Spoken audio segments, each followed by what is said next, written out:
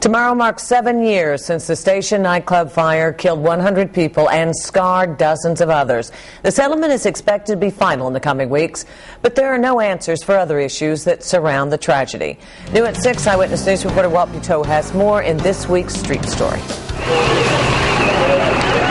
Trying to forget, balanced with 7 years of questions.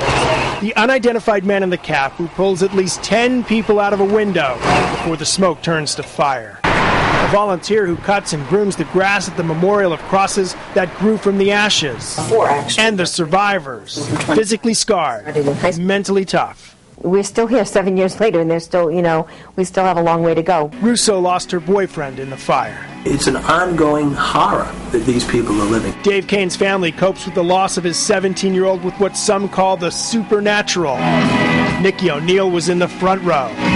When his mom walks by certain lights, they flicker. Did you catch it going off, John? The way this one did while we were here. Kane could care less if you question that, or his book about the reoccurrence of the number 41, or the so-called electronic voice phenomenon, sent to him by psychic mediums. Can you hear it? Mom and Dad, this is Nick. Nikki is still with us, but in a different way. Ceremony 7 comes within weeks of what could be the initial sign of a permanent memorial. I'm not sure what the timetable will be once we break ground, but we are absolutely looking to break ground as soon as we can this year.